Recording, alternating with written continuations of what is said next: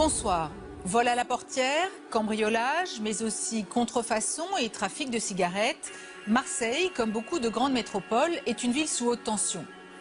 Nous y avons suivi le travail des douaniers, des policiers, mais également des magistrats qui luttent contre cette délinquance qui empoisonne la vie des Marseillais. Vous verrez également que la cité phocéenne est en France une plaque tournante du trafic de stupéfiants. Le cannabis est un business de plus en plus juteux et dans certaines cités sensibles, les dealers empochent jusqu'à 70 000 € par jour. Nous avons filmé pendant plusieurs mois l'enquête des policiers marseillais pour démanteler un réseau international de trafiquants. Les enquêteurs du GVP, le groupe de voie publique, traquent les go-fast, ces bolides ultra rapides qui assurent les livraisons de drogue. Marseille, la deuxième ville de France, avec 1 million d'habitants et ses décors aux allures de carte postale. Mais Marseille, c'est aussi une ville qui détient l'un des taux de criminalité le plus élevé du pays. Une ville au bord de la crise de nerfs, car ici, tous les chiffres de la délinquance sont dans le rouge. Règlement de compte, trafic de stupéfiants, c'est des livraisons à 5 kilos. Vol avec violence, braquage. C'est terrible quand même, ces gens. Rien ne semble pouvoir endiguer l'explosion de la délinquance et de l'économie souterraine. Certains sont perdus, définitivement perdus. Et ça, c'est le signe d'une société qui va mal. C'est une phrase de M. Commettre d'un quartier qui Lâche tout. Ils peuvent souvent s'attaquer à des personnes donc pour un téléphone portable, un collier. La voiture, elle est gavée d'armes. Là, c'est du gros calibre. Hein. On a trouvé un pain de plastique avec un détonateur planté dedans. Les braquages, ils font le stup, ils font les homicides. Ils sont multicartes. Hein. À poil pour les beaux maîtres. Oh, réveille-toi. Oh, calme-toi. Doucement, calme-toi. Pendant 3 mois, nous avons suivi le quotidien des policiers et des magistrats qui tentent de faire respecter la loi dans la cité phocéenne.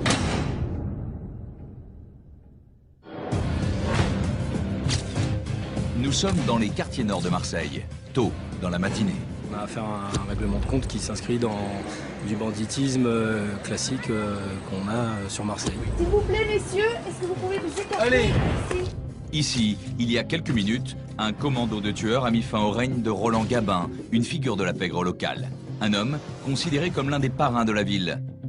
Âgé de 46 ans, ce caïd marseillais était fiché au grand banditisme.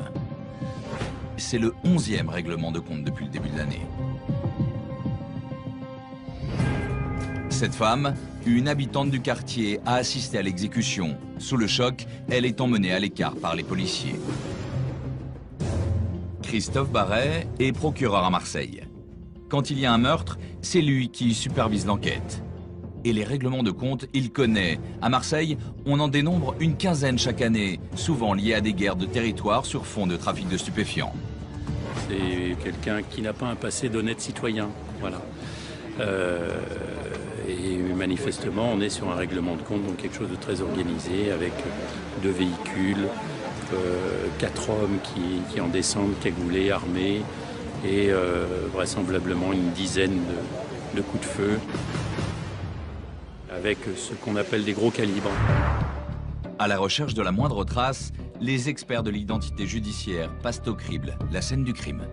Dans les affaires criminelles, ces indices sont souvent précieux pour remonter jusqu'aux auteurs de ces tueries. C'est la manifestation de cette concurrence, de cette violence, de cette lutte pour le pouvoir, pour l'argent, pour la maîtrise d'un trafic. Forcément, ça alimente une économie souterraine. Nous sommes à l'Évêché, un lieu mythique, l'équivalent à Marseille du 36 quai des Orfèvres à Paris. Ici, ont défilé les plus grands flics marseillais, mais aussi le gratin du banditisme local. Il est pas allé, toujours temps de... Il vient de se lever. Hein. Ben, il est toujours temps de se mettre en dispo là. Franck et Jérôme appartiennent au groupe Voie publique, une unité d'investigation. Depuis plusieurs mois, ils enquêtent sur un gros bonnet de la drogue, un homme qu'ils ont mis sur écoute. Allô, oui. Ah, mon frère, ça va quoi? Et toi? Je retranscris les appels qui nous intéressent, qui intéressent l'enquête. Savoir quand ils parlent de shit, d'argent, de transactions. Ce matin, les enquêteurs viennent d'obtenir une information capitale. Oui, je vais venir, j'ai pas fait parce que j'ai changé la location. Oh putain, t'entends? Il a changé la location. L'homme s'apprête à effectuer une importante livraison de drogue. Et pour brouiller les pistes, il doit changer de voiture de location. Donc il va aller rendre la location. Il faut aller se mettre en place Anto. Donc il va aller le voir. Appelle Briard. Les enquêteurs décident de se rendre sur place afin d'identifier le nouveau véhicule et continuer la surveillance de ses déplacements. C'est à bord d'un sous-marin, une voiture banalisée permettant de voir sans être vu, que Franck et Jérôme partent observer leur cible. Ça va se jouer sur un mouchoir de poche. Dépêche-toi. Il n'y a pas une minute à perdre. Ils doivent arriver avant le trafiquant pour assister à l'échange des véhicules. Si tu vois qu'il est là, tu traces, hein. Tu laisses le camion. Ouais. Voilà, ici t'es impeccable. Sur place, les policiers prennent aussitôt position. Ils n'attendront que quelques minutes l'arrivée de l'homme.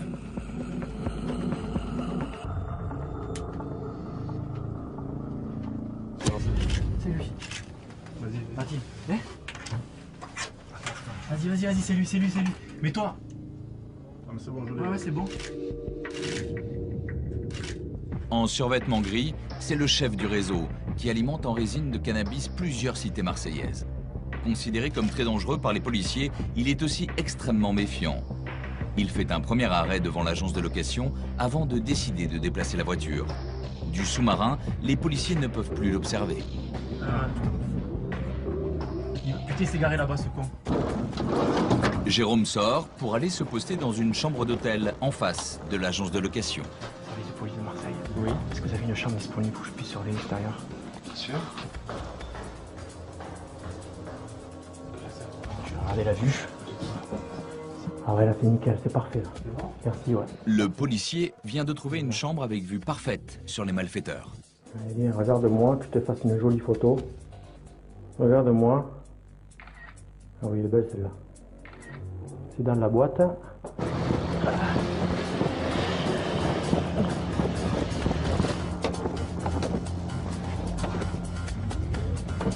Tu l'as vu? Il pourra pas dire qu'il est jamais venu au véhicule. Voilà, la photo parle d'elle-même.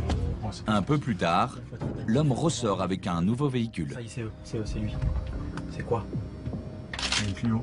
Hein? C'est une Clio, ça. C'est une Clio. Il faut maintenant relever la plaque d'immatriculation.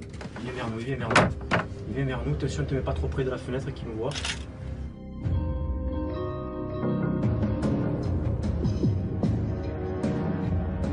C'est dans la boîte. Allez, on a fait le job. Nickel. Retour à l'évêché, le lendemain. Avant de continuer leurs investigations, les policiers retranscrivent sur procès-verbal les dernières évolutions de l'enquête. Donc là, on met sur procès-verbal la surveillance d'hier soir, la surveillance quand on va à l'agence de location, quand il va changer la voiture, pour que la juge soit informée des faits. Voilà, donc on fera, à côté de ça, on fera un album photo, puisqu'on l'a filmé, et puis on a pris en photo le trafiquant, donc on apportera ces photos au dossier, et on représentera le jour où on les aura en garde à vue. Belle journée pour nous. On a des coms hyper intéressants. Patrick dirige le groupe Voix publique. Avec Delphine, il surveille les conversations des trafiquants depuis 1 an.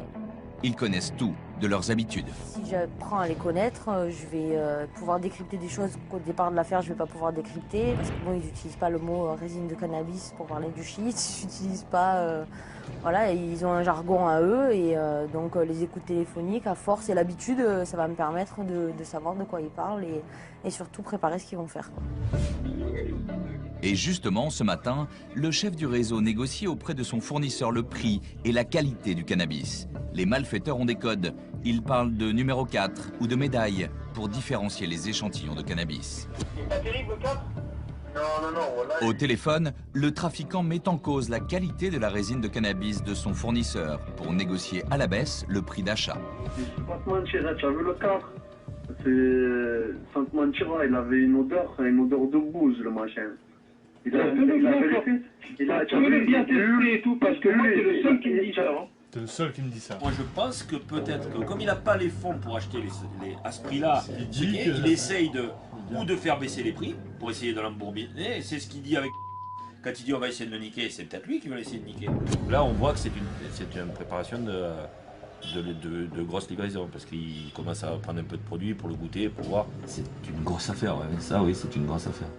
Dans une pyramide, on est quasiment au sommet de la pyramide, là, avec les échelons intermédiaires, on arrive à pratiquement tous les livreurs, les fournisseurs, les intermédiaires, ceux qui mettent en relation les fournisseurs. Donc là, on est sur presque au sommet d'une pyramide, quoi. Et là, on parle de combien de kilos? Là, on parle entre 500 et je pense que c'est des livraisons à 500 kilos, quoi. 500 kilos de résine de cannabis. C'est plus d'1 million d'euros à la revente. Les gars, on se réunit? Une livraison de drogue est prévue bientôt. Patrick réunit ses hommes. Viens, on fait un bruit, tu appelles les autres. Pic, tu sais où il est? Les policiers ne sont pas censés travailler ce week-end. Pourtant, ils se rendent tous disponibles. Donc ce week-end, il faut que je mette le groupe en alerte. Qui c'est qui est déjà dispo pour le week-end en entier? Moi, je suis là. On prend tous une radio, parce que sur la surveillance, il faut que tous qu'on soit en radio. Quel sera le but normalement? Identifier le livreur. Si le livreur est là, on essayera de déclencher une surveillance, une filature sur le livreur. D'accord. Hein? Toute la nuit, Patrick et ses hommes vont épier les conversations des voyous dans l'attente du top départ. Marseille, il est 9 h du matin et le dealer vient de jouer un mauvais tour aux policiers. À la dernière minute, il a donné rendez-vous à son fournisseur à plus de 50 km de Marseille. Allez, putain, bouge-toi, quoi. Il rade pas dans le rétro, les gens, quoi. Obligé de les pousser, quoi. Pour Jérôme et ses collègues, une course contre la montre vient de s'engager. À plus de 160 km/h, les policiers tentent de rallier le lieu du rendez-vous pour assister à l'échange de la marchandise et identifier le livreur. Et là, on verra ce qu'on fait si on tape ou si on laisse faire et qu'on peut dur de les rattraper. La 180, c'est vous la 130, là. Moi, j'ai bien de l'avance pour éviter les contrôles et éviter de se faire arrêter sur l'autoroute. Ils essaient de respecter la limitation de vitesse pour éviter d'attirer l'attention. Et donc, ils ont pris là, cette fois-ci, ils ont pris des petits véhicules justement pour éviter de se faire repérer. Là, c'est tendu. Effectivement, il est trop tard. Sur place, les policiers constatent qu'ils ont raté les malfaiteurs. L'opération est annulée. Pourtant, à l'évêché, on ne perd pas espoir. Si maintenant on a une livraison qui se fait dans la journée, il faut qu'on soit prêt. Et donc il faut qu'on accélère à tous les niveaux. Parce que souvent dans ces affaires, le problème c'est qu'on est en retard sur eux. Donc on arrive après coup. Et donc tandis que là on peut être en avance. Donc en étant là, ça nous permettrait de leur passer devant et de pouvoir les interpeller au moment de la grosse livraison. C'est pour ça qu'on est plus excité maintenant, parce qu'on essaie d'arriver plus vite. Pour Patrick et ses hommes, l'enquête est loin d'être terminée. Si on ne tape un et on ne tape pas l'autre, on risque de perdre tout le monde. Les trafiquants vont encore leur donner du fil à retordre. Ouais, les gars, attentifs, ils ont repéré les plaques d'immatriculation des véhicules. Et vous verrez que l'obstination des policiers va finir par payer. La voiture, elle est gavée d'armes. Là, c'est du gros calibre. Ouais. La lutte contre la délinquance et l'économie souterraine, ce n'est pas qu'une affaire d'investigation de longue haleine. Non, on y va, on n'a pas le temps, C'est aussi la mission quotidienne des policiers de terrain qui quadrillent les rues de Marseille. Dès que vous êtes en place, on rentre. Nous voici à présent avec une équipe de la BAC, la brigade anticriminalité. Lui, c'est Didier. Et avec ses hommes, ce soir, il prépare une opération anti-stup dans la cité la plus dangereuse des quartiers sud de Marseille. Une brigade de fonctionnaires en uniforme a été appelée en renfort pour faire diversion. Bon, là, il y a les guerriers, là. On va essayer d'attaquer Herbel. Ouais, faut lâcher le camion. Objectif, arrêter un dealer de cannabis, un charbonneur dans le jargon policier. Il sévit au cœur de la cité d'Herbel. C'est une intervention complexe et à haut risque. On aimerait que vous ayez contrôler les mecs d'Herbel, tiens la pharmacie. Tu te mets le long de la pharmacie là, vous montez là, et voilà, vous restez là, hein, ça va crier de toute façon, hein. Dès qu'ils vont vous arriver, ça va crier, ils vont partir. Et vous restez là, vous faites un petit contrôle, un point de fixation pour attirer l'attention. Ça se carapate direct. Oui, ben ça se carapate, vous contrôlez les 2-3 cons qui restent au milieu là, voilà, c'est histoire de... Pendant ce temps-là, les collègues font le tour par derrière, Seb et José, ils vont monter dans les coursives. Après, on s'en va, vous en allez, et après on les attaque. Si jamais on est levé d'entrée au deuxième, ouais. On tapera de suite, on descendra. On tape de suite, voilà, allez, on tente le coup. La clé de la réussite, ne pas se faire repérer. Dans cette cité, la vente de la drogue est bien rodée. Les choufs, des guetteurs chargés de prévenir en cas de descente de police, sont partout. Ah, ils sont organisés, ils sont organisés. Le problème, c'est que même des personnes qui ne sont pas payées pour le faire, pour annoncer notre arrivée, qui le font. Donc, ouais, sûr. Il y a beaucoup de complices, là. Beaucoup de gens qui vivent de tout ça. C'est le sport national d'annoncer l'arrivée de la police. Combien il touche un gars pour crier la journée? 50. 50 € pour crier, c'est bien. C'est une clé, ouais, 14 ans, 50 € par jour, c'est bien. Les équipes sont en place. Didier attend le signal pour intervenir. On arrive. Ah, Christophe, on rentre, hein? Les policiers viennent tout juste de rentrer dans la cité et les guetteurs avertissent déjà leurs complices de l'arrivée de la police. Ça crie. Les policiers doivent faire vite, très vite.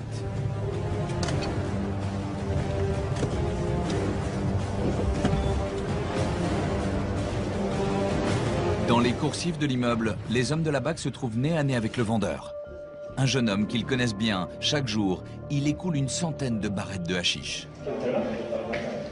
Seulement voilà, les policiers ne trouvent rien sur lui. Prévenu à temps par les guetteurs, il s'est débarrassé de la drogue. Il tente de justifier sa présence dans l'escalier, tant bien que mal. Il s'appelle comment ton cousin? Mais ton cousin, c'est un fantôme, parce que tous les appartements là, ils sont vides.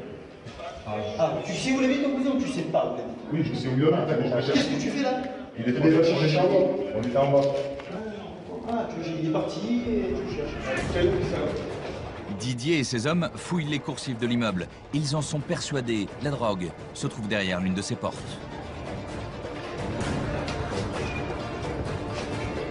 Mais impossible de savoir laquelle. Les hommes de la BAC décident d'abandonner les recherches. Ils reviendront plus tard, dans la nuit. À l'heure de la fermeture des bars, les policiers sont appelés pour un vol à l'arraché. Une femme s'est fait agresser dans le centre de Marseille. Deux jeunes en scooter lui ont dérobé le contenu de son sac à main. Comment ils étaient ces jeunes? Vous savez pas? C'est des petits jeunes. Ils sont partis vers où? Ils sont partis, pas cette ruelle non plus. Ils ont pris mes chaussures et ils m'ont arraché mon sac. Vous étiez où avant? C'est parce que je sais pas. Visiblement ivre, elle a du mal à expliquer ce qui s'est passé. M'a tout pris, merde. M'a tout pris. Madame, est-ce que vous avez quelqu'un à appeler? Vous pouvez nous chercher? J'ai même pas de numéro en tête. Bien sûr, mettez-vous sur le trottoir, venez. J'ai pas de numéro en tête. Mettez-vous sur le trottoir, vous voyez une voiture qui arrive. J'ai pas de numéro en tête, j'ai rien, j'ai plus rien. Pendant ce temps, des collègues essaient à tout hasard de retrouver ses affaires dérobées.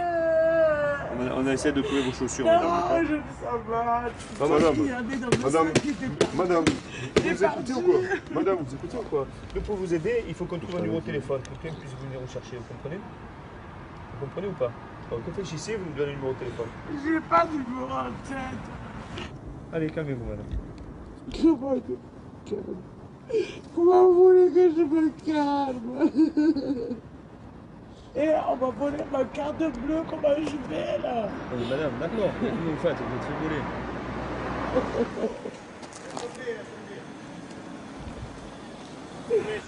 Il a tout trouvé, les cartes bleues, le téléphone. Il y avait tout là. Elle s'est pas fait arracher. Je crois que... Madame, regardez. Regardez. Madame, regardez. Votre carte bleue, votre téléphone, il a allumé. Mais comment ça se fait? Ben, je sais pas. Il y a quelqu'un qui vous a téléphoné, Esther. Esther, oui. Je sais pas si vous avez un petit peu trop bu. Rappelez-la, rappelez-la. Attendez. Pourquoi Appelez Esther qu'elle vienne vous chercher. On va le torcher. Cette fois, il n'y a pas eu d'arrachage. En état d'ébriété, la femme a probablement dû renverser son sac une cinquantaine de mètres plus loin. Retour à l'évêché avec Patrick et ses hommes. Les trafiquants de drogue viennent de quitter le sud de l'Espagne. Les policiers ne veulent pas laisser passer l'occasion d'intercepter le convoi. C'est quand même 5 kilos, tu ne le mets pas n'importe où non plus quand même. Hein. Ouais, il est allé chercher le produit. Il va se donner rendez-vous là dans la nuit, tu vas voir, il va recevoir un appel. Autour de Patrick, une vingtaine de personnes est mobilisée. Les voyous sont armés et dangereux cette nuit. Il faut les mettre hors d'état de nuire. Avec Jérôme, nous rejoignons la frontière espagnole. Ça fait des mois qu'on est sur eux, qu'on les surveille. Donc Ils ont déjà fait beaucoup de voyages et celui-ci est... On a attendu pas mal de fois, celui-ci est bon pour nous parce que bon, on sait qu'ils sont chargés, donc on va se répartir sur plusieurs aires de repos, sur l'autoroute. Et voilà, donc filature et dès qu'on peut, on les interpelle. Dans la voiture, la tension est palpable. Intercepter un convoi de drogue, c'est une opération extrêmement périlleuse. Et pour Jérôme, c'est une première. C'est pas qu'on est excité, mais voilà, c'est un stress positif et on est professionnel jusqu'au bout. Hein. Les trafiquants de drogue, ces individus qui sont très connus de nos services, qui sont éventuellement armés, on sait qu'ils ont des armes, puisque l'un d'eux est recherché pour un règlement de compte. C'est une interpellation qui n'est pas évidente, c'est forcément dangereux. Sur cette aire d'autoroute, les trafiquants ont leurs habitudes. Sitôt passé la frontière, c'est ici qu'ils s'arrêtent régulièrement pour faire une pause. C'est l'endroit où le groupe Voie Publique espère les interpeller. Tu vas te positionner comment? Ouais, je vais me mettre sur un parking, normalement, régulièrement stationné, puis on va attendre que tous les autres véhicules arrivent. Puis on va faire le point, et puis on va peut-être commencer la filature d'ici, ou voir même peut-être interpeller les individus s'ils se posent. Aussitôt arrivés, les policiers s'équipent, prêts à intervenir. Mais il y a un problème. Là, il ne faut pas qu'ils nous arrivent en pleine bouche, parce que s'ils nous arrivent, là, on est détronchés, je vous le dis.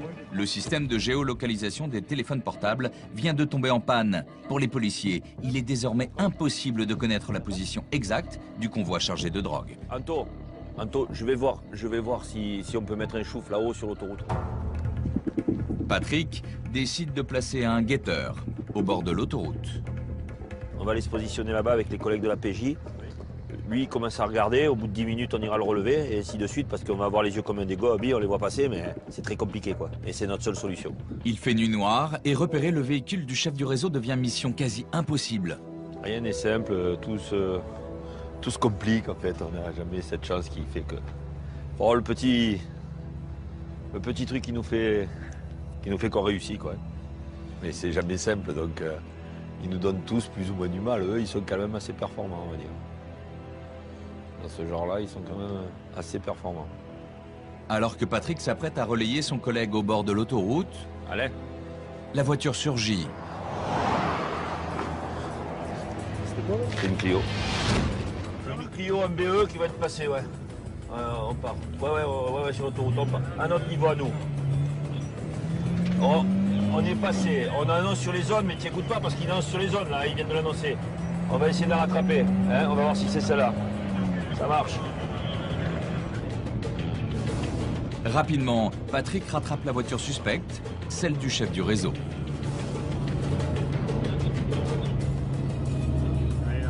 Ouais, repérée, la voiture est repérée. On vient de la dépasser, elle est repérée. La Clio est repérée. Elle arrive derrière, elle est derrière nous. Vous pouvez enclencher derrière pour un véhicule pour essayer de le récupérer. Elle est au point kilométrique 23N. 23N. Elle roule doucement. Vous avez tenté de l'intercepter? Non, c'est la voiture ouvreuse. En tête du convoi, la voiture ouvreuse a pour mission d'alerter le véhicule porteur de la drogue d'une éventuelle présence policière sur le trajet. C'est cette voiture porteuse qui intéresse les policiers. Alain, Patrick, est-ce que quelqu'un reste sur le site quand même? Parce que la voiture porteuse peut se trouver derrière et va peut-être passer. Sans système de géolocalisation, les policiers sont obligés de prendre des risques en restant très près du véhicule pour ne pas le perdre de vue. Priorité à Patrick, là, je voudrais du monde avec nous parce qu'il roule à 90 km/h, il ralentit systématiquement. On va finir par se faire détrocher si on reste tout seul. On est devant la Clio, et on observe, il n'y a pas de souci pour ça. Ouais, si c'est toi avec la Mondeo 84, tu vas lui tomber dessus, tu arrives trop vite sur lui. Hein. Mais soudain, tout s'effondre. Les policiers viennent de capter une communication des malfaiteurs. Ils sont repérés. Ouais, les gars, attentifs, ils ont repéré, ils viennent d'appeler un mec pour les plaques d'immatriculation des véhicules. Ils demandent si c'est des véhicules de brigade.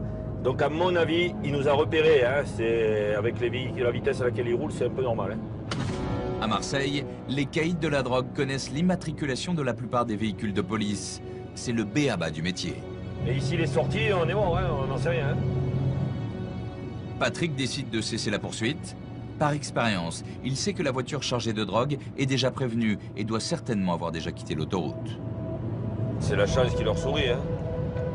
Parce que là, si on n'avait pas été abandonné par la technique, on n'aurait pas été obligé de prendre des risques. Ces risques se retournent contre nous, quoi. Et puis c'est le métier, parce que ça fait partie de notre quotidien, hein. Si on réussissait à tous les coups, c'était une chance exacte. Ce n'est pas le cas, donc.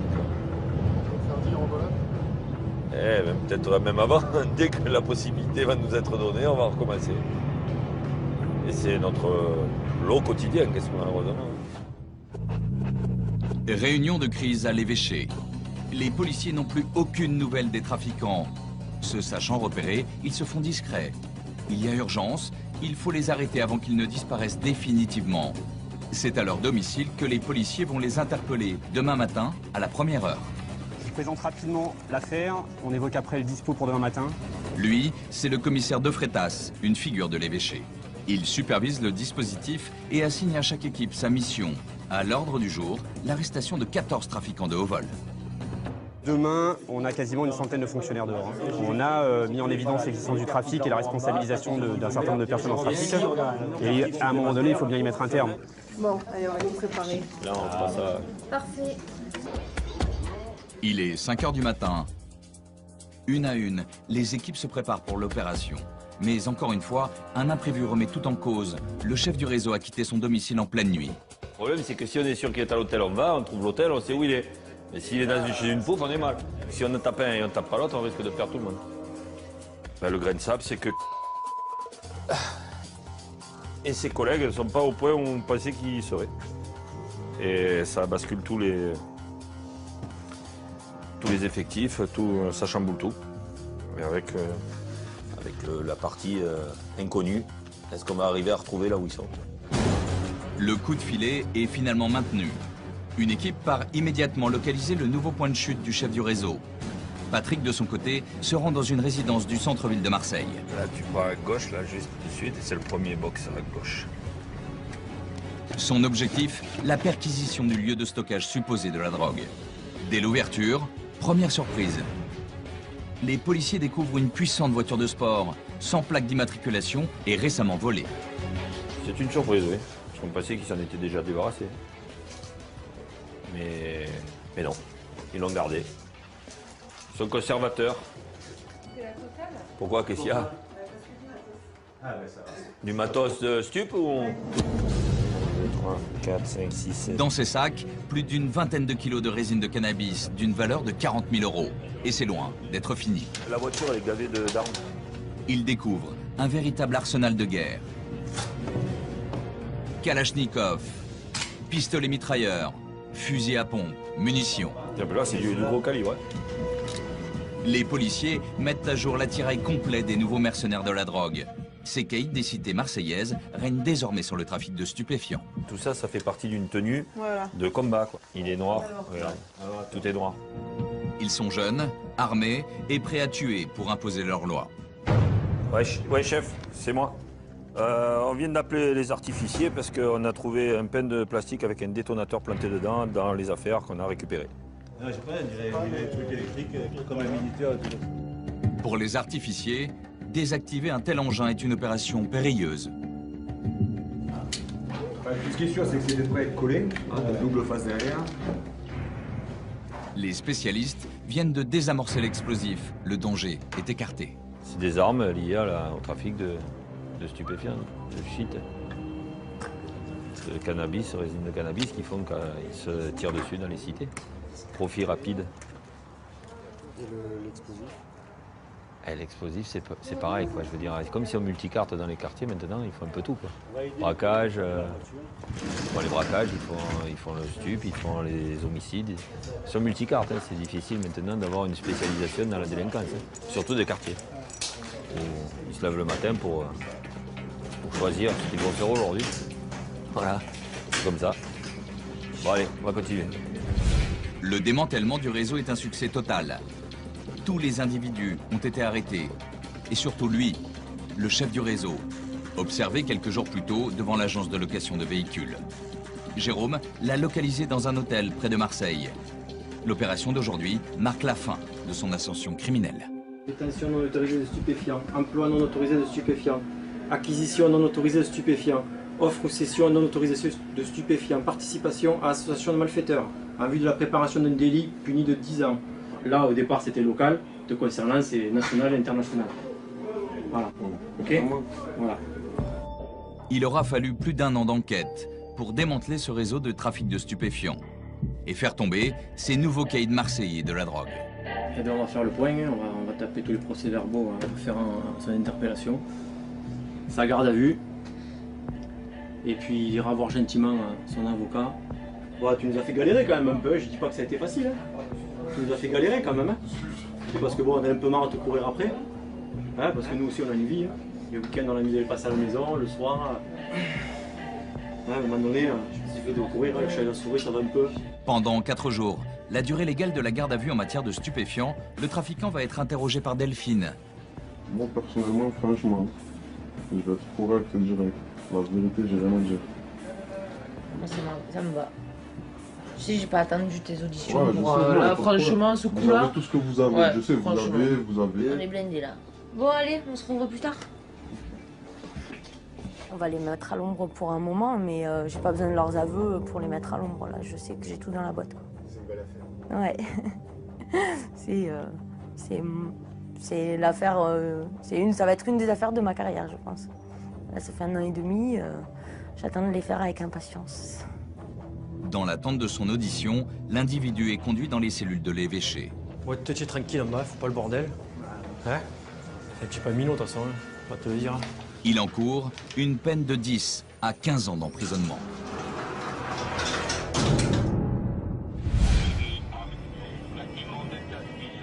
Retour à Herbel avec les hommes de la BAC, la brigade anticriminalité. Il est 2 h du matin. Les policiers comptent sur l'effet de surprise pour interpeller le revendeur de drogue.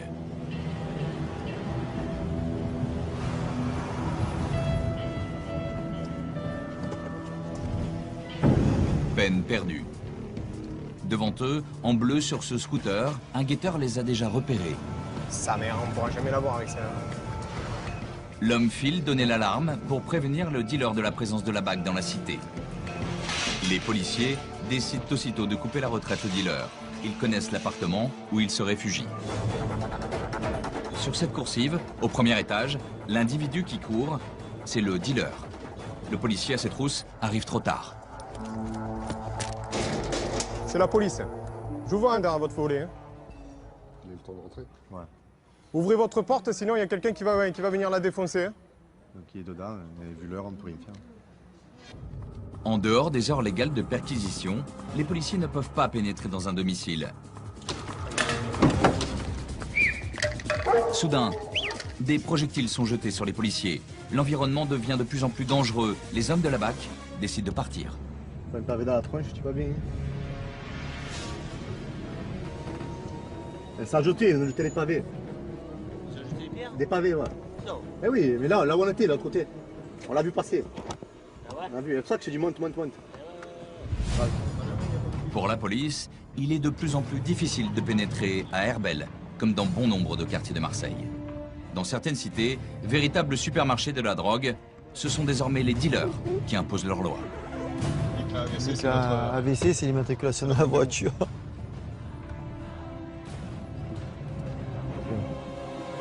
Quelques minutes plus tard, c'est dans un autre quartier que les hommes de la BAC sont appelés.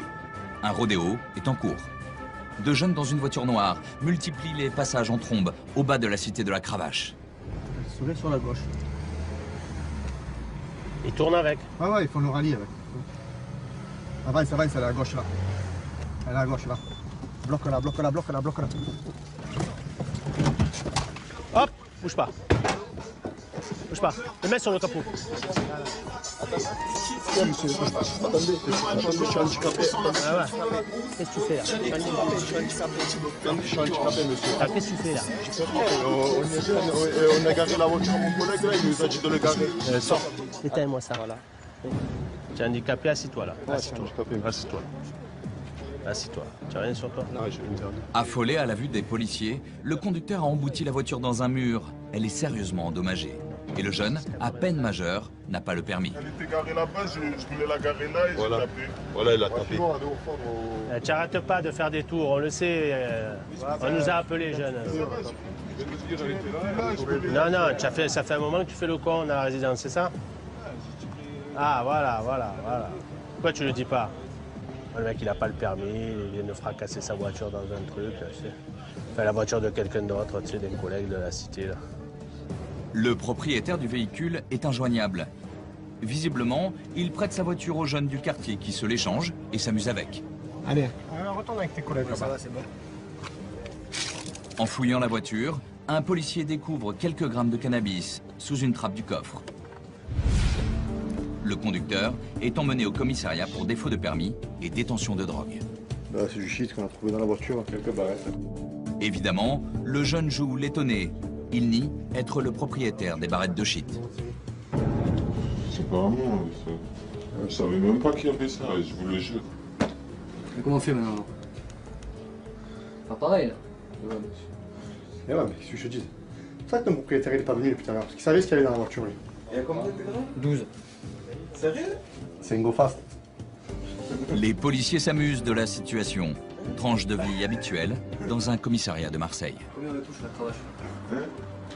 Ah, je sais pas, moi, je suis pas tant ça, rien. Ah, c'est pas mon boulot, moi. C'est quoi ton boulot? C'est quoi ton boulot? Mon boulot, c'est dormir, hein.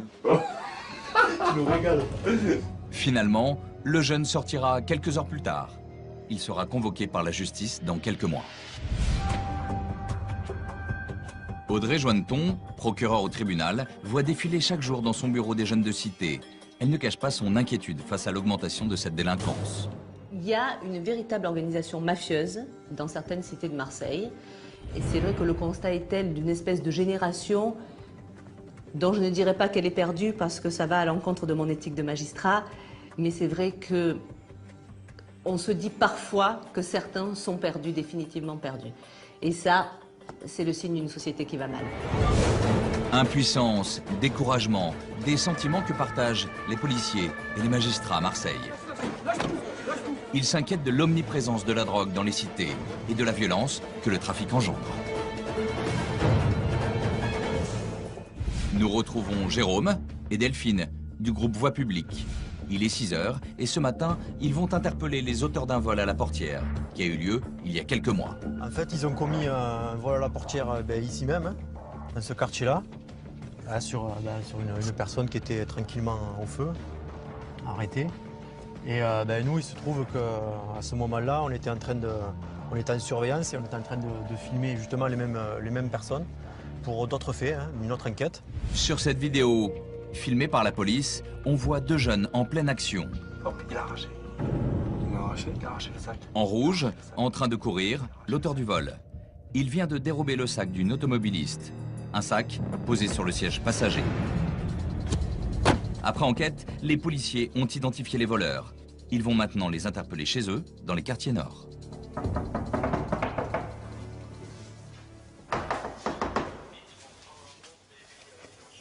Madame...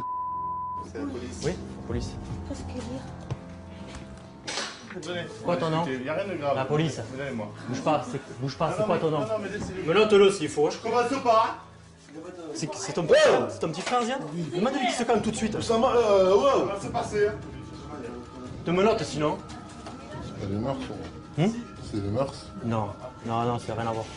Une autre affaire. Lui, c'est le complice du vol. Il est déjà connu des services de police pour vente de drogue et vol à l'arraché. Les enquêteurs veulent mettre la main sur la veste qu'il portait lors de l'agression. Elles sont où tes affaires? Je vous jure que c'est ici. Ces vestes, elles sont où par hasard? Je vous jure que c'est ici. Il n'y a pas de veste, il n'y a rien. Il n'y a pas de veste. Avant de partir, les policiers contrôlent son véhicule. Elle est où? Elle est en bas, monsieur. C'est quoi, c'est Guillaume, non? Oui. Et surprise, dans le coffre, ils y découvrent un stock de cuivre, certainement dérobé sur un chantier destiné à être revendu sous le manteau. Qu'est-ce que tu fais avec ça dans le bureau de... Hier, je l'ai récupéré. Tu l'as récupéré où? À ton campagne. Vous demandez à mon patron, c'est tout. Et si vous dites non, vous me mettez vol de cœur avec. Mais les policiers ne s'attardent pas trop. Dans cette cité, ils ne sont pas les bienvenus. Malgré l'heure matinale, la situation peut déraper à tout moment. Regarde, là, à droite. Là, ben, on l'emmène à l'évêché, il va être passé en garde à vue. On va le remettre en cellule, on va aller chercher son complice. Aujourd'hui, ils font du stup, demain, ils arrachent le sac, après-demain, ils font un cambriolage, dans un mois, ils font un braquage. C'est la délinquance d'aujourd'hui, quoi. Et que, ils n'ont plus de spécialité, et ils font tout et n'importe quoi. Et c'est les opportunistes, c'est l'occasion qui fait que dès qu'ils ont un bon plan, ils le font. Et donc là, en l'occurrence, ils vendaient du stup. Et d'un coup, une voiture qui les intéresse, un sac sur le siège avant, on ouvre la portière, on arrache le sac. Voilà. Manque de peau, on était là. Reste à interpeller l'auteur principal du vol. Une interpellation qui, vous allez le voir, va s'avérer mouvementée. Ouais, c'est la police, monsieur.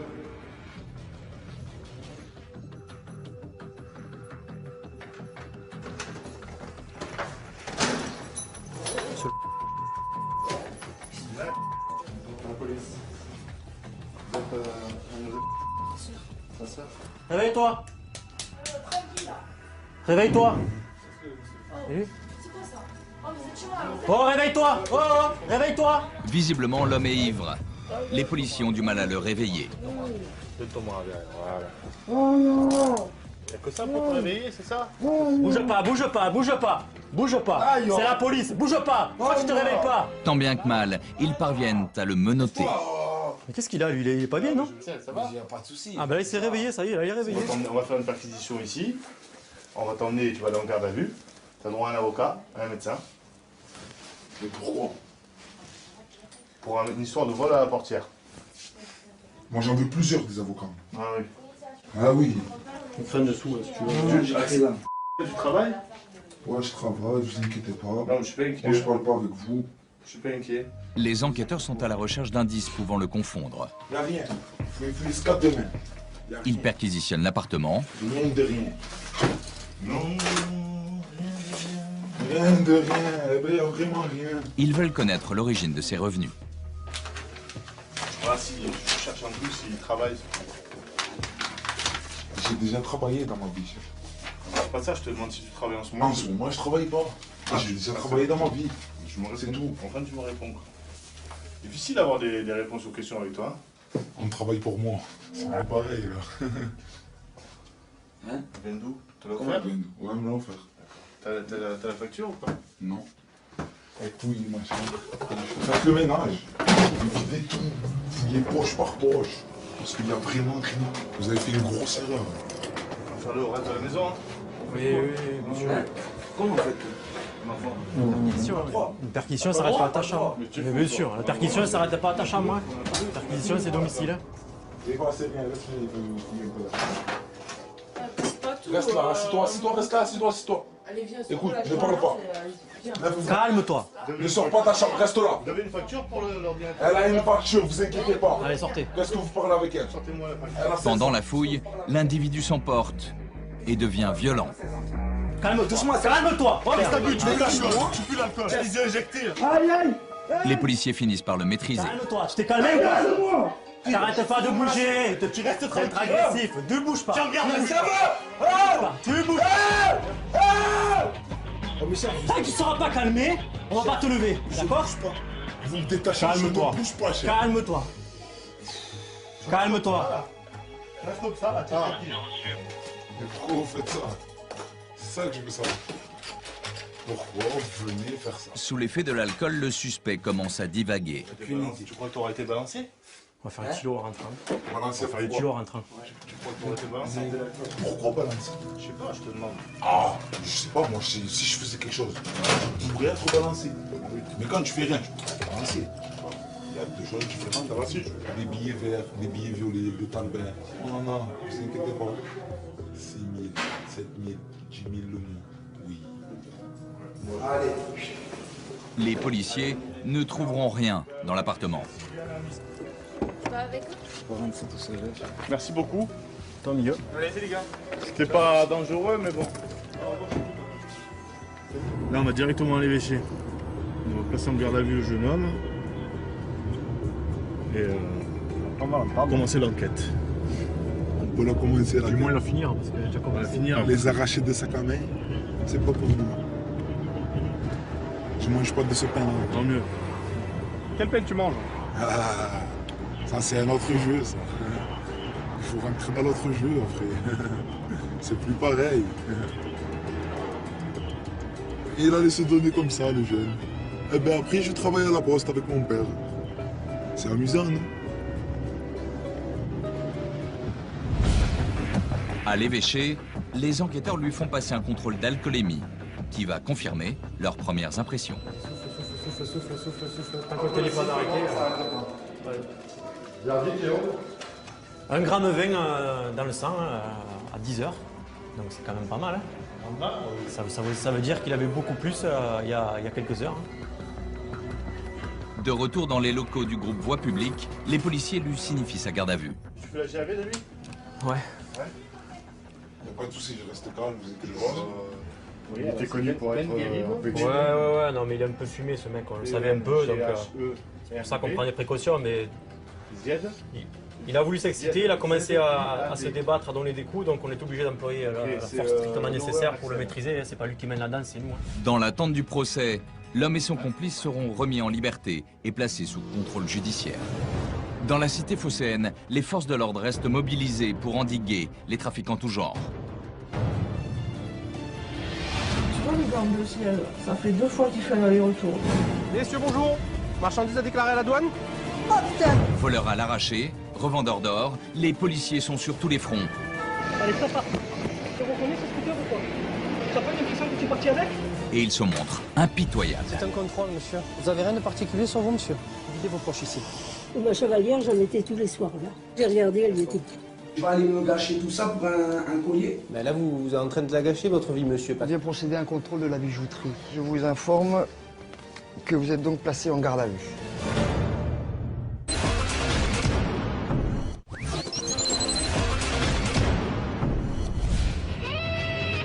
Marseille, c'est aussi le premier port français. Une porte ouverte sur le monde, mais aussi une plaque tournante pour tous les trafics. Chaque année, près de 2000 ferries en provenance du Maghreb et de la Corse accostent sur le port. Dans le viseur des douaniers, les membres d'équipage. Certains d'entre eux approvisionnent les marchés de Marseille en cigarettes de contrebande. Isabelle est agent des douanes. Accompagnée d'un collègue, elle nous montre leur manège. Ah tiens, tu vois le gant bleu ciel, ça fait 2 fois qu'il fait un aller-retour, lui. Et il est revenu avec des marchandises tout à l'heure, donc lui, c'est vraiment une monnaie d'échange. Trafic fourmi, c'est ça? Ouais. Il sort une cartouche et 2. Lui, là, il doit avoir 1 ou 2 cartouches. Ça, c'est des gars comme ça qu'il faut suivre. Et en fait, tout à l'heure, je l'ai vu revenir avec un sac de course. Cartouche par cartouche, ou plusieurs cartouches, 2 cartouches, mais jamais beaucoup, en fait, pour pas se faire attraper. Et ils stockent ça ou dans des hôtels ou dans des épiceries. Et en fait, ils sont payés et ça sert de monnaie d'échange souvent pour s'acheter à manger et ramener au bled. Voilà.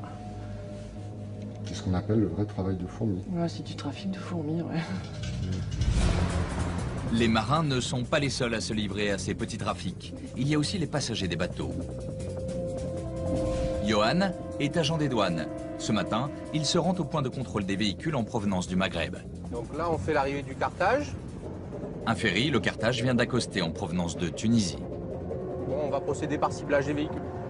Et comment vous faites pour les cibler? Des petits critères personnels, on va dire. En fonction en fonction déjà d'une expérience et ensuite d'une approche de la personne au moment du contrôle. Qu'est-ce que vous trouvez en majorité? Alors là, c'est essentiellement des cigarettes et de la contrefaçon. Il y a un gros impact du port de Marseille sur le trafic de la région. Johan et son équipe vont contrôler plus de 150 véhicules. Valises, sacs, moteurs, banquettes, planchers, tout y passe. Messieurs, bonjour. Marchandise à déclarer à la douane? Non. Est-ce que vous transportez plus de 10 000 euros, monsieur? 10 000 euros? Oui, pour vous-même, la famille ou... Non? Johan vérifie le chargement de la camionnette. Il découvre plusieurs centaines de serviettes de bain. Il soupçonne une importation illégale. C'est destiné à la vente sur les marchés, ça. C'est pour les vendre sur les marchés. Non? Parce que là, c'est que du neuf, hein? Vous avez une facture pour toutes ces marchandises, là, ou pas? Oui? Vous pouvez me la montrer? Merci. Le propriétaire est en règle, Johan le laisse partir. Alors vous allez sortir ça, me le mettre sur le banc là, hein? En contrôlant cette voiture, Agnès vient de mettre la main sur plusieurs cartouches de cigarettes et des contrefaçons. Quand je vous pose la question qu'avez-vous à déclarer, c'est les cigarettes qu'il faut me déclarer, monsieur. Eh oui, pas me dire rien, hein? Eh oui, ça c'est interdit, hein? Cigarettes, c'est une maladie, 2 cartouches, il y en a beaucoup plus. Quand on dit 2 cartouches, c'est 2 cartouches de 10 normalement. Et là, c'est des 25. Si c'est des 1500, ça m'étonnerait. Ah si, et des, vous voyez, il a mélangé le... Il a mélangé. Là aussi. Voilà, c'est une cartouche mélangée. Là aussi, c'est interdit, monsieur. Mais c'est pas pour moi, bien sûr que c'est pour vous. Mais c'est interdit, monsieur, ce sont des contrefaçons. Et ce n'est pas fini. Elle décide d'approfondir ses recherches. Ça continue, oui. Ouais. Chaussures et vêtements de contrefaçon, l'homme pensait faire de bonnes affaires, mais il va vite le regretter. Il va avoir une amende à payer. Ensuite de ça, elle va être mise en dépôt chez nous et ensuite détruite. Eh bien, on va voir combien ça va faire, combien il a sur lui et ce qu'il va devoir payer. S'il est récidiviste ou non, on va voir ça à l'intérieur. Attendez, hein. Alors, monsieur, donc là, ce sont les marchandises interdites. Madame, toujours, c'est... Non, mais... Ça, c'est pour moi, ça. Ça, c'est pour tout mon frère, ça, c'est pour moi, ça. C'est pas les cigarettes, je prends. L'individu tente de faire plier Agnès, mais rien n'y fait. Elle reste inflexible. Oui, mais en France, c'est pareil, c'est du tabac. Tabac, c'est tabac qui soit manufacturé. C'était ça. Eh oui, mais c'est du tabac. Alors, je vous explique. Vous avez de l'argent sur vous? Alors, vous m'avez déclaré 2 cartouches de cigarettes. Je vous ai laissé. Là, il y en a 5. 1, 2. C'est pas moi qui fais... Ça, c'est de prendre pour toi. Et ça, c'est... Non, mais c'est pas la question que je vais prendre pour moi. C'est que si tu m'avais déclaré 5 cartouches, c'était différent. Oh putain. Bon, alors, tout ça, c'est interdit. Je vais te dire le montant de l'amende. Hein, voilà. Il est vos poches. Vu l'argent qu'il a sur lui, voilà. Il aura 100 € d'amende. Je vais lui laisser ça pour remonter, puisqu'il remonte à Metz. Oui, il se débrouillera. Hein. Et là, c'est vraiment un minimum. Un minimum. Allez, signez-la. 100 € d'amende. L'homme s'en tire à bon compte. Il repartira les mains vides, la marchandise est confisquée. Sur ce bateau, les douaniers ont accumulé les prises. Bilan de la journée, plus d'une centaine de cartouches et des dizaines de contrefaçons. Le volume par semaine est assez important au niveau des saisies. Et donc, malheureusement, on ne saisit pas tout. Donc, on peut imaginer que le trafic est d'une ampleur assez importante. Ça, c'est la prise qui représente à peu près combien de temps, ça? Non, ça c'est sur une demi-journée, ça peut être sur un seul véhicule. Là, c'est sur un seul véhicule. Hein. Là, c'est attaché à une seule affaire. Ici, on est sur de la contrefaçon, donc là, d'une marque bien connue. Ça rapporte, là, ce trafic de cigarettes en ordre de prix, c'est quoi? Tout simplement, donc, on peut dire jusqu'à 5 à 6 fois le prix par rapport auquel ils ont acheté là-bas, au prix de revente. Donc, ça peut devenir vraiment intéressant, vraiment juteux. Et ensuite, c'est destiné à la revente sur la Porte d'Aix, Noailles, etc. Et ça peut même repartir vers d'autres villes de France. 800 000 €, c'est la valeur du tabac de contrebande saisi à Marseille l'année dernière. Au final, toutes ces cigarettes seront détruites. Pour les autres, celles qui ont échappé à la vigilance des douaniers, elles seront revendues sur l'un des nombreux marchés parallèles de Marseille. Nous nous sommes rendus en caméra cachée sur l'un de ces marchés, celui de la Porte d'Aix. Un endroit que tous les Marseillais connaissent. Combien la cartouche? 30 €. 30 €. C'est au milieu, c'est l'angelo. Combien? Paquet, cartouche. Cartouche. L'angelo, 28, c'est au milieu. 30, c'est 32. 28, là, Les revendeurs n'hésitent pas à interpeller les clients pour écouler leurs marchandises. Des cartouches de cigarettes à moitié prix, 30 € en moyenne au lieu de 60 dans le commerce. Combien 20. 20. Allez. On va faire. 27. Ça va. 27, Là, pas cher. Allah, 27. Vous l'avez là? Attends, j'arrive de voir. Le trafic est parfaitement organisé. Un vendeur, avec seulement quelques paquets sur lui, attire les clients. Juste à côté, un complice l'approvisionne en gros. Je vais la prendre. La pochette, un sac. Ouais, je vais la mettre dans mon sac. Attention, la police. Ouais, je l'arrange. À Marseille, on estime qu'un quart de la consommation de tabac provient des cigarettes de contrebande. Mais sur ce marché, on ne trouve pas que des cigarettes. Ici, on peut également se procurer toutes sortes d'articles de contrefaçon, au détail ou en gros. Des articles qui seront ensuite revendus par les marchands à la sauvette qui pullulent à Marseille. C'est quoi la marque? C'est ça? Montre-moi-le. Ouais. C'est la BAC qui lutte au quotidien contre ce trafic. Didier et ses hommes viennent de surprendre un revendeur en pleine activité. Il y a des marques là ou quoi? Sûr, hein? Si je cherche, si je trouve au fond, hein? L'homme assure qu'il ne vend pas de contrefaçon, mais les policiers vont vite constater le contraire. Ah, ça commence, Adidas. Ah, Real Madrid. D'où vous le sortez ça, monsieur? Vous avez une facture d'achat ou quoi que ce soit? Combien là le maillot? Combien là le maillot? 2. Attendez, c'est pas fini. S Marshall aussi, c'est. Ouais, mais c'est en bois, ça, non, US Marshall? V2. Ah, il y a le OM maintenant, mais il est de côté, ceux de marque. Ils sortent d'où? Hein? C'est des contrefaçons ou c'est des vrais? C'est des vrais? Combien vous le vendez, ça, monsieur? C'est la 20. 20 euros? Ouais. Ah, c'est conventionnel, ça. C'est une vente à la sauvette.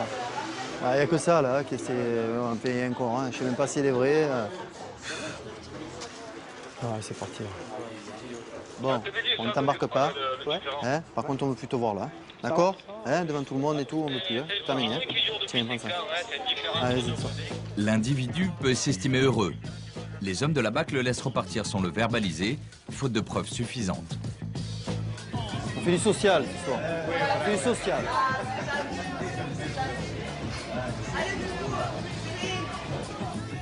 Évitez quand même, hein, à la vue, tout le monde.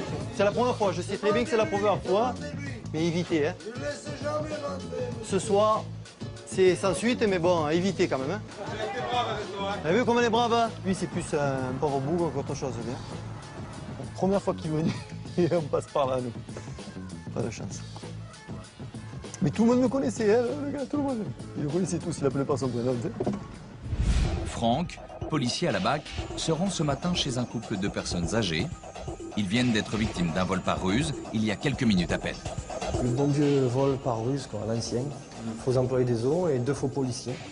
Le faux employé des eaux s'est introduit chez le couple. Puis, des faux policiers complices se sont présentés pour l'interpeller. Dans la confusion, les 3 individus ont dérobé une chevalière en or. Bonjour monsieur, bonjour madame. Alors cette fois, c'est des vrais services de police, hein? Je l'espère. Regardez. Oui, mais vous aussi. Ouais, je sais. Mais c'était la même, ça ressemblait à cette carte-là. Oui, monsieur, c'était la même. Parce qu'ils ont dit, vous avez affaire à un voleur. On vient, on l'arrête. Alors ils ont mis les menottes derrière et ils sont descendus comme ça. Qu'est-ce qu'on a comme signalement? Monsieur, des hommes grands comme ce monsieur. Et costaud. Un costaud. Franck transmet leur signalement à un collègue resté dehors. Les 3 voleurs sont peut-être encore dans les parages. Quel type on avait? Européen, nord-africain? C'est pas un nord-africain. Pas du tout. Européen? Européen. D'accord. Européen. Européen. Relativement costaud. Quel âge on leur donnerait? Ouh, monsieur, les deux, là, peut-être une trentaine d'années. Voilà, trentaine d'années. Voyant ces hommes, j'ai été interloqué, ils voulaient absolument aller dans les chambres. Maintenant, on n'ouvrira plus quand on n'attendra personne. Voilà. Donc heureusement qu'il ne nous a pas ligoté. Les personnes vulnérables sont une cible de choix pour des voleurs rusés, prêts à toutes les audaces pour quelques grammes d'or. Elle était posée où, la chevalière? Sur la table de nuit de ma femme, oui. Alors, la chambre de mon mari est là, moi je couche là. Et ma chevalière, je la mettais tous les soirs là. Immédiatement, j'ai regardé, elle était du début, on s'est mariés, on a 65 ans de mariage. Mon mari a 90 ans, j'en ai 88. Vous comprenez? C'est terrible quand même, ces gens.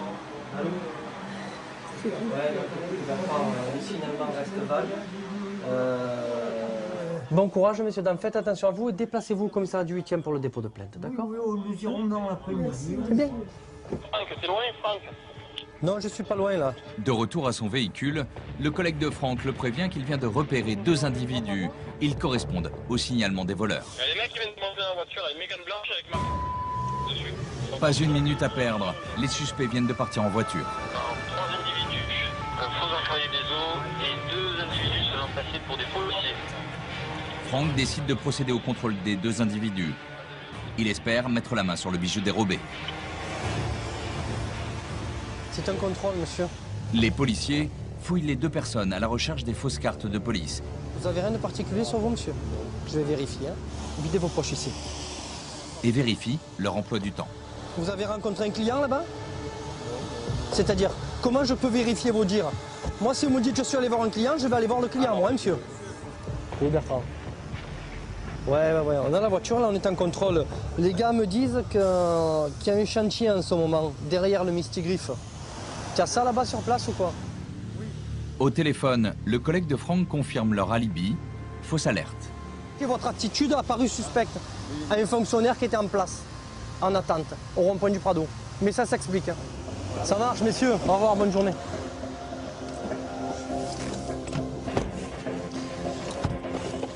Ils tournaient, ils viraient, tu vois. Je les ai suivis, ils faisaient pas de course. Le manège nous paraissait suspect, non? Mais en fait, il n'y a rien. Ouais. Non, mais j'ai compris après. On estime que 3 kilos d'or, l'équivalent de 60 000 €, sont dérobés et revendus chaque mois à Marseille. La fièvre de l'or s'est emparée de la ville. Cette nouvelle ruée vers l'or, c'est au tribunal de Marseille qu'on la mesure au quotidien. Ici, pas un jour sans qu'un dossier de vol d'or ne soit traité. Un véritable fléau. Nous sommes à la permanence d'urgence du parquet. Ce qu'on va faire, c'est qu'on va lui faire une composition pénale avec stage de citoyenneté. Florent Crouy est substitut du procureur. C'est lui qui donne une réponse judiciaire aux interpellations du jour. On peut avoir jusqu'à 5 à 10 vols à l'arrache de colliers par jour, avec de jeunes majeurs, mais surtout également des mineurs qui sont le plus souvent mis en cause dans ces procédures. Pour endiguer la recrudescence de ces vols, la justice est sans pitié pour ceux que l'on appelle les arracheurs. Là-dessus, on a une réponse et une politique pénale qui est empreinte de fermeté, avec des déferlements systématiques auteurs majeurs ou mineurs, parce qu'on estime que pour mettre un terme à cette délinquance de voie publique, eh bien, il n'y a que l'emprisonnement, ne serait-ce qu'une courte peine d'emprisonnement, qui peut aussi dissuader ces jeunes de commettre ces délits. Pourtant, rien ne semble pouvoir arrêter cette délinquance encouragée par la flambée du prix de l'or. Et justement, ce matin, Florent Crouy répond à l'appel d'un enquêteur. Oui, bonjour, monsieur. Au vol de violence à la mairie du centre. Je vous appelle pour... Vol à l'arrache au départ et je crois que ça s'est transformé après en violence et outrage. Hein. En violence, outrage et injure à caractère racial. D'accord. Alors c'est quoi qu'on essaie de lui voler à la victime? Ah ben on n'a pas essayé, il lui aurait arraché son collier. Ah d'accord. Donc on n'est pas seulement sur une tentative, on est sur un vol alors. Ah oui, on est sur... Ah oui, non, l'arraché a eu lieu, il n'y a pas de souci à ce niveau-là. D'accord, bon, je suppose qu'au moment où il s'est un peu emporté, il y a plusieurs fonctionnaires qui l'ont interpellé et qui l'ont maîtrisé au sol. Ah voilà, oui, donc il n'y a pas eu d'arrangement, quoi, je veux dire. Non, mais bon, puis surtout, il aura craché la figure, ça c'est interdit, ça passe pas. Ok, est-ce que alors, il reconnaît... lui, voilà, c'est quoi sa position sur le fait? Alors, il reconnaît tous les faits qui lui sont reprochés, sauf l'arrachage du collier. Oui, sauf le plus important et sauf qui nécessite au départ l'intervention des policiers. Voilà. Le magistrat décide d'entendre dès le lendemain l'auteur présumé du vol, avant qu'il ne soit jugé, en comparution immédiate. L'auteur de l'arrachage, c'est lui. Il a 19 ans. Récidiviste, il est actuellement en liberté conditionnelle. Avant d'être présenté au substitut du procureur, il est entendu par Farid, un membre des services sociaux du parquet. L'occasion pour l'individu de clamer son innocence. Vous êtes quelqu'un de vif dans la vie? Non, je suis quelqu'un de calme, de douce. Et là, je suis énervé parce que on m'a pas écouté, j'ai pété les plombs. Et là, je suis excédé, ça fait plus de 48 heures que je suis en garde à vue. Oh, je suis père de famille. Maintenant, voilà, je me retrouve dans la merde pour rien. Maintenant, l'outrage, je le reconnais, l'outrage, la rébellion, je me suis excité, je me suis énervé, ça c'est vrai.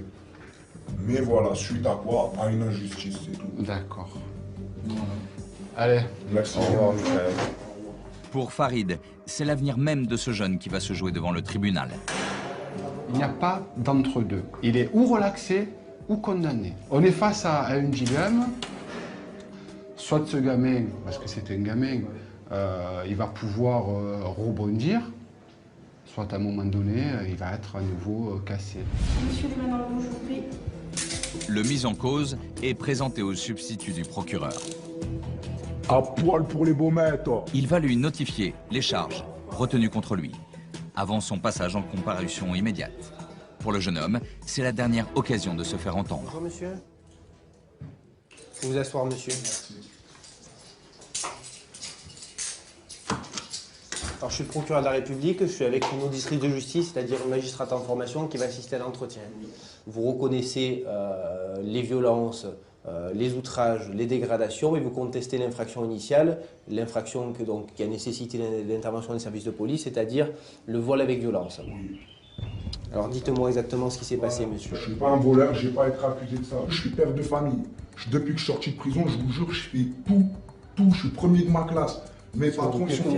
Je suis apprenti maçon, je suis premier de ma classe. Mes patrons, ils sont fiers de moi. J'ai réussi à récupérer mon enfant.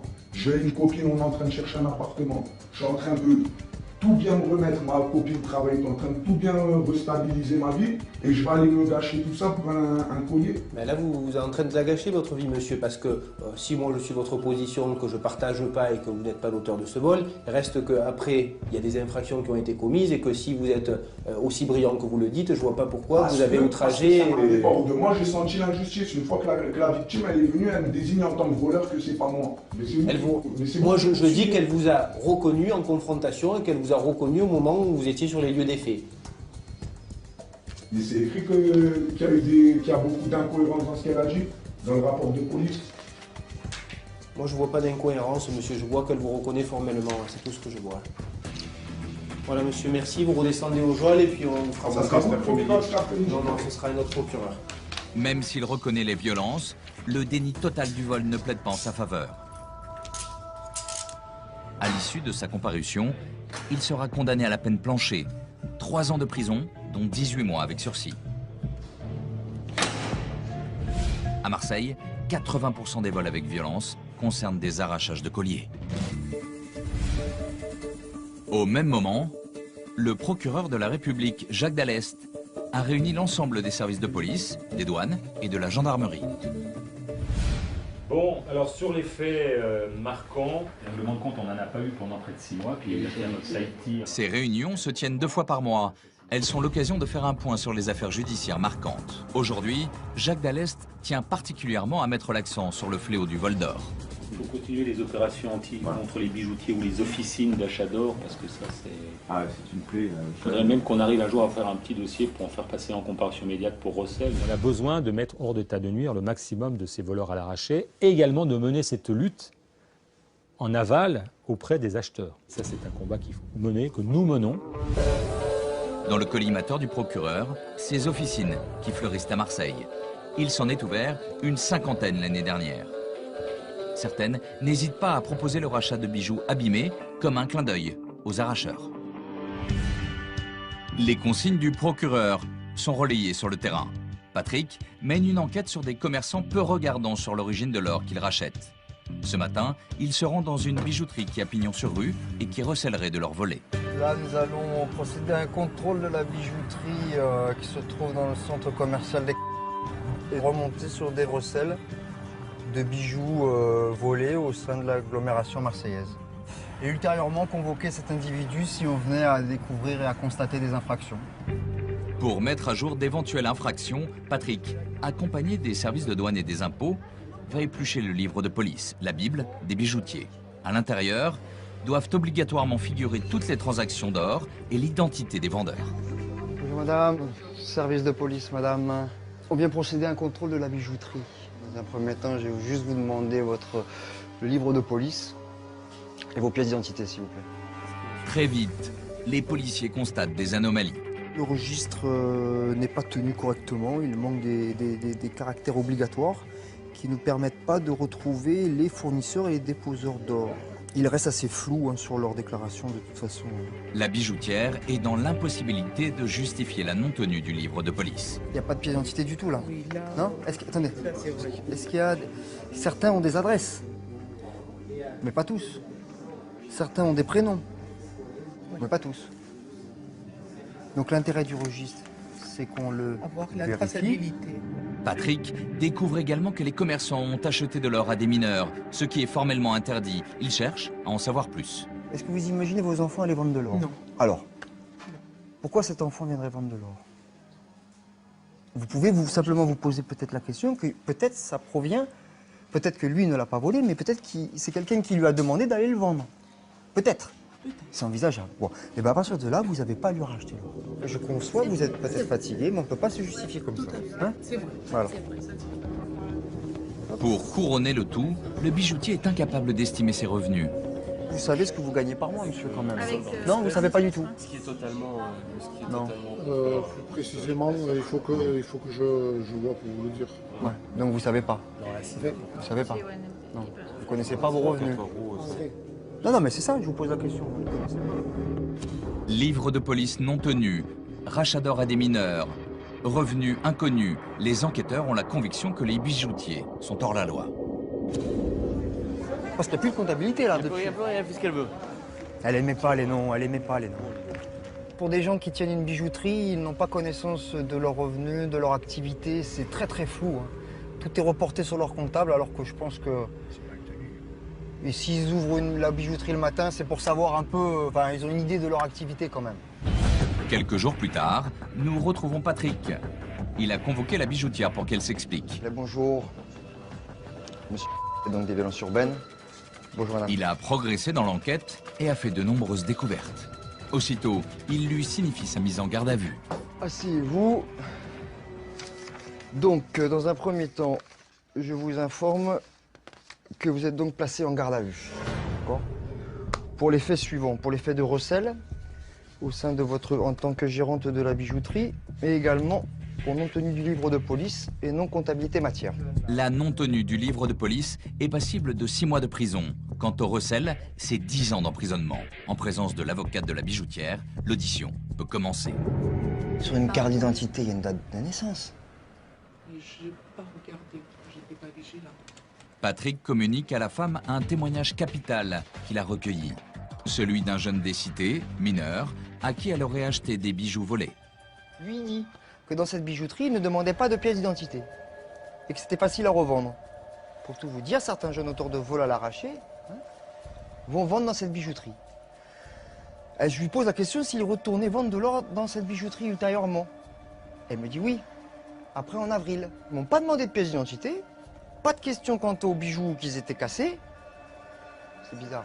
Et ils m'ont remis 380 €. Je lui demande si les bijoux étaient bien cassés ou abîmés. Il m'a dit oui, je me souviens même, c'est les fermoirs qui étaient arrachés. Alors ils peuvent être arrachés pour plusieurs raisons. Mais quand il y en a plus d'une, c'est lui qui dit. Mais il y en a beaucoup qui disent, parce que le premier dans l'affaire de recel, il disait aussi. Lui, il dit. Et les deux autres, ils disent. Donc là, finalité, vous êtes en train donc de me dire que ce qu'il dit n'est pas vrai. D'accord? Et maintenant, moi, je vais vous dire, la seule façon de le démontrer, ça serait votre livre de police. Mais en l'occurrence, là, je ne peux pas dire que vous avez raison, puisque votre livre de police, il est vierge. Patrick pense avoir mis en lumière les malversations de la bijoutière. Il espère bien décourager les arracheurs de colliers. Si cette information pouvait être donnée à l'ensemble des crapuleux qu'il peut y avoir dans le centre-ville de Marseille, à savoir que les bijoutiers ne rachètent plus l'or que s'il n'y a pas des éléments démontrant qu'elle appartient bien à la personne, s'il n'y a pas de receleur, il n'y a pas de voleur. Laissée libre sous contrôle judiciaire, la bijoutière attend son procès. Elle risque jusqu'à 10 ans de prison.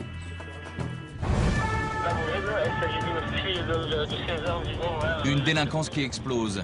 Des voyous de plus en plus jeunes. C'est là que le problème, c'est que même très jeunes, ils sont capables de tout à faire la connerie. Allez, c'est parti. Vous comprenez ce scooter ou quoi? T'as pas l'impression que tu es parti avec? Bon, la réunion d'un deux roues, ils seront placés en garde à vue. Sur le port, les enquêteurs découvrent des milliers de contrefaçons. Combien ça peut être vendu, ça? 5 €? Dans un instant, vous verrez que policiers et douaniers vont de surprise en surprise.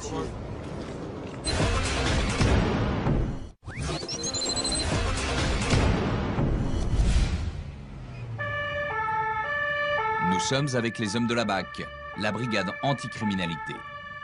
Ils sillonnent le sud de la ville de Marseille. Ce matin, la radio annonce le vol à l'arraché d'un téléphone portable. L'auteur du vol, une adolescente d'une quinzaine d'années. Il s'agit d'une fille de 16 ans environ, la mise en cause. 1m65, corpulence mince. Le vol a eu lieu il y a longtemps de ça. Il y a plus d'un quart d'heure, hein. L'arrachage a été commis il y a une vingtaine de minutes. Et pour les hommes de la BAC, il est peut-être déjà trop tard. Les victimes peuvent se plaindre auprès du 17, qui nous relaie l'information. Mais là, on a souvent un décalage, qu'on est en retard de 10 minutes, un quart d'heure, et à partir de là, c'est perdu, quoi. Mais Franck a une intuition. Il décide de se rendre dans un foyer de jeunes filles en difficulté, situé juste à côté du lieu de l'infraction. C'est peut-être l'endroit où s'est réfugiée la voleuse. Ouais, affirmatif, on va se rendre sur le foyer dans un premier temps. Hein. Ouais, juste là à gauche, ouais, c'est ça. Ouais. Bonjour madame, c'est les services de police. On intervient, on a eu un vol violent commis sur une jeune fille par une autre jeune fille âgée de 16 ans. Jean, débardeur bleu, les sourcils vraiment épilés, quoi. Non. Donc ça correspond pas du tout, quoi. Prévenu trop tard, cette fois-ci, les hommes de la BAC ne parviendront pas à retrouver la voleuse. Franck dirige l'équipe de la BAC. Mais avec ses hommes, il est surtout un spécialiste des vols à l'arraché. À Marseille, il s'en commet près de 10 000 par an, une trentaine par jour. Un véritable sport local, alors forcément, il est constamment sur la brèche. Ils peuvent souvent s'attaquer à des personnes donc pour un téléphone portable, un sac, un collier, voire un deux roues finalement, hein, et taper un deux roues, quoi. Pour lutter contre ce type de délinquance, véritable psychose pour les Marseillais, les hommes de la BAC n'ont qu'une alternative, le flagrant délit. Donc ce qu'on fait, nous, c'est qu'on choisit un secteur, on s'y pose, on y travaille, on essaie de repérer ces individus, et à partir de là, on les prend en filature. On les prend en filature, et puis on erre comme ils font, quoi, hein, finalement, sans se faire repérer. Et puis s'ils viennent à taper, on est là au bon moment, quoi. Chaque jour, Franck et ses hommes pistent les profils qui leur paraissent suspects. Fais le tour, tu te mets en face, à la limite, qu'on essaie d'avoir une vue. Voir ce qu'ils font. Tu les vois là, tac. Ils sont là, là. Là, tu en as deux là. Ils sont à la sortie du métro, tu vois. Regarde un peu à droite, un peu à gauche. Au loin, il vient justement de repérer deux adolescents. Ah, ils sont très jeunes, mais bon. C'est là que le problème, c'est que même très jeunes, ils sont capables de tout la faire, la connerie. Avec Laurent, son collègue, Franck se met aussitôt en chasse. La filature commence. Pour ne pas attirer l'attention, nous les accompagnons en caméra discrète. Ce qu'il nous faut, c'est avoir le meilleur visuel pour pas être trop près, pour pas se faire décrocher. Pas être trop loin pour voir s'ils tapent. Tu as un visuel, toi? Les policiers ont du mal à suivre les deux jeunes suspects. Sur leur garde, ils ne cessent de se retourner, de revenir sur leurs pas. Puis brusquement, ils se mettent à courir. Pour les hommes de la BAC, il s'agit de ne pas se faire repérer. Recule, moi j'ai le visuel. Ils abordent une femme, peut-être, attends, non? Il y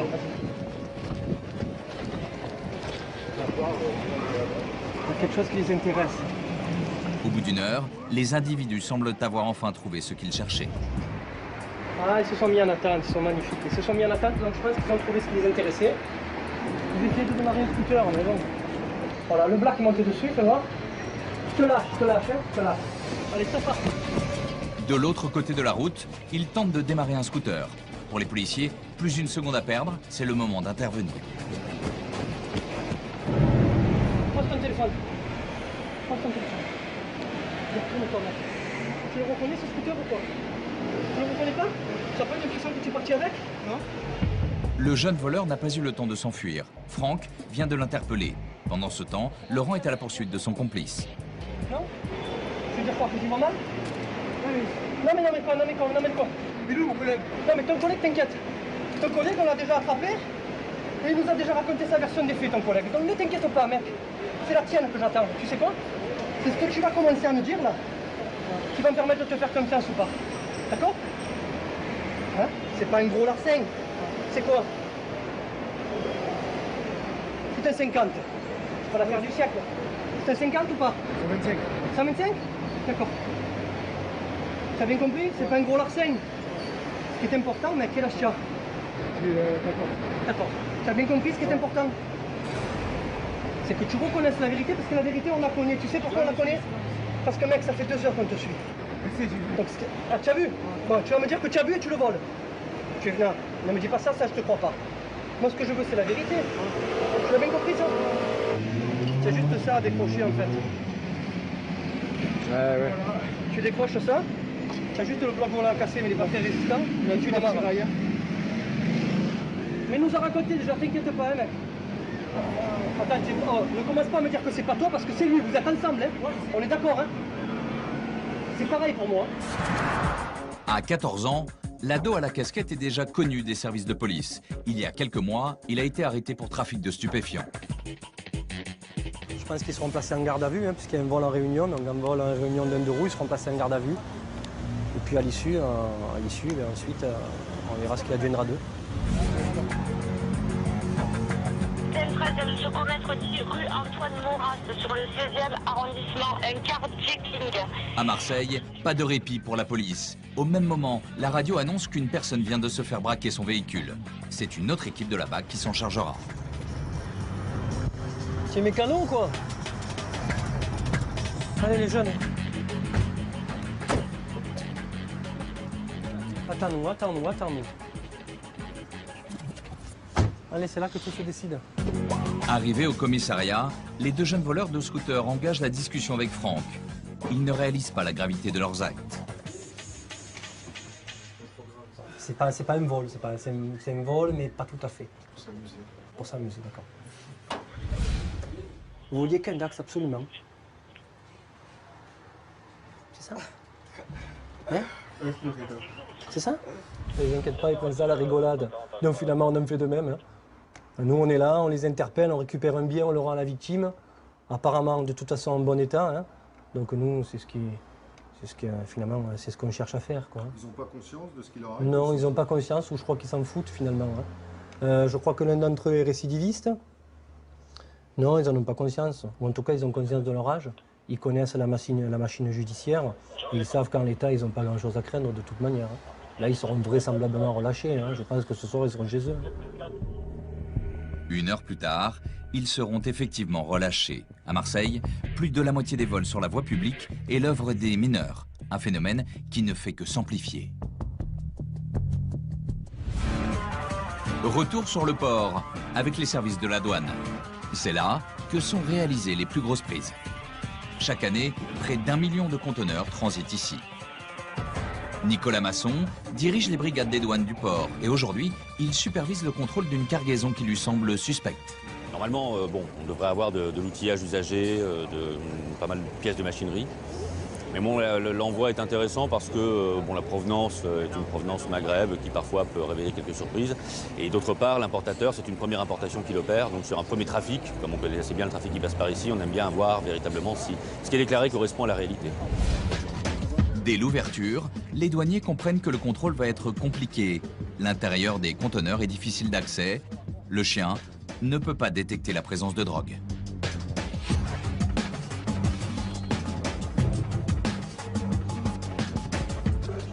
Là, il n'a pas marqué du tout, de toute façon, sur celui-là, quand il est rentré. Non, mais absolument pas. Non, mais là, on ne peut pas aller jusqu'au bout. Et avec le temps qu'on a, là, normalement, ça pourrait dégager une odeur jusqu'ici ou pas spécialement? S'il y avait des kilos, ouais, forcément, voilà. qui le prendraient, forcément. Bon, déjà, on n'est pas dans cette configuration-là, quoi. Non. Bon, ok. Là, le souci, c'est qu'on ne peut pas aller beaucoup plus loin dans le déchargement pour aller vérifier ce qu'il y a véritablement à l'intérieur. Bon, de toute évidence, s'il y avait une très grosse quantité de stupéfiants, parce que c'est essentiellement ça qu'on cherche sur ces deux conteneurs, le chien aurait probablement marqué parce qu'il n'y a pas beaucoup de vent, il fait très chaud, ça a voyagé longtemps, donc l'odeur dégagerait quand même assez largement. A priori, rien d'illégal, mais les douaniers n'ont pas dit leur dernier mot. À l'aide d'une caméra miniature, ils poursuivent l'inspection. Finalement, ils ne trouveront rien. La marchandise sera expédiée dans la journée à son destinataire. À quelques mètres de là, dans cet entrepôt, les douaniers ont un peu plus de chance. Ils ont isolé 2 conteneurs en provenance de Syrie. À l'intérieur, plusieurs milliers de vêtements de contrefaçon. Ils savent qu'il va leur falloir plusieurs jours pour effectuer l'inventaire de la marchandise saisie. Ouais, ça a l'air d'être un carton le carton là, entier, donc on commence par le vider, trier pour voir si au milieu... Voilà, on ne sait jamais s'il n'y a pas de choses, bien sûr. Patrick Anthony supervise l'opération de comptage. Pièce par pièce, son équipe vérifie le caractère contrefait de chaque article. Là, en fait, il n'y a pas de contrefaçon particulière, il n'y a même rien du tout. Sauf que... Surprise. Et monsieur Doyen, venez voir. Là, vous avez Popeye. Oui. Et si vous regardez devant, il n'y a rien. Et si vous regardez les boutons, regardez ce qui est écrit sur les boutons. Oui, Burberry. Burberry. Oui, non, mais là, oui, c'est n'importe quoi. C'est vraiment n'importe quoi. Il y avait Dolce Gabbana là, un bouton Dolce Gabbana, Burberry, Louis Vuitton, et à la fin, c'est autre chose. Voilà, donc là, il y a Burberry et Popeye. Donc bah, c'est vraiment... C'est un peu fait... C'est fait comme ça vient, quoi. Oui, oui, absolument. Un travail fastidieux, mais essentiel pour permettre aux marques copiées d'engager les poursuites judiciaires. D'abord, dans un premier temps, il va falloir que les marques nous confirment que ce sont même des contrefaçons. À première vue, on n'a quasiment aucun doute, mais on ne peut pas travailler sans avoir l'accord préalable des marques pour relever l'infraction de contrefaçon. Donc, pour l'instant, elle va être retenue dans l'attente de la réponse des marques. Nous avons 10 jours pour obtenir la réponse des marques. À l'issue de ces 10 jours, quand toutes les marques auront confirmé le caractère contrefaisant des marchandises, elles seront saisies par service des douanes. Il y aura, je suppose, des poursuites judiciaires. À défaut, elles seront confisquées au profit de l'administration et ensuite détruites. Au total, les douaniers ont intercepté 5000 vêtements pour enfants. Un peu plus tard, ils découvrent une centaine de sacs de marques de luxe. Bon, c'est quand même une copie, hein, parce que bon, ce modèle, il existe chez Chanel. Je sais pas combien ça peut être vendu, ça, 5 €. L'année dernière, 400 000 articles contrefaits ont été saisis sur le port de Marseille. Ce 90 minutes enquête est terminé. Merci de nous avoir suivis et à très bientôt sur TMC.